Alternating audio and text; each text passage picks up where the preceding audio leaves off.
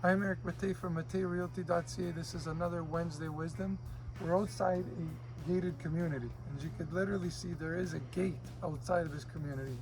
The homes are regulated architecturally, and there is a fee that's paid for lawn maintenance, snow removal, and other items. Um, this is again in Manitoba, so it's a different premise for what we have in Ontario, which is called a POTL, piece of tiered land.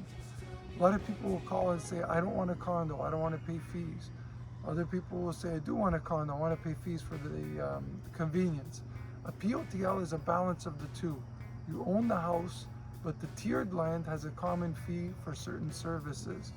These types of communities are popular in Florida. This one here is quite excellent for an elderly set.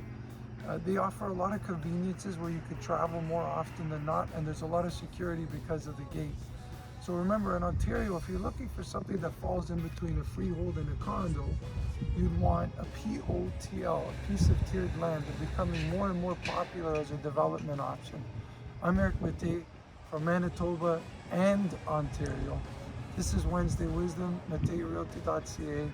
Have a great evening.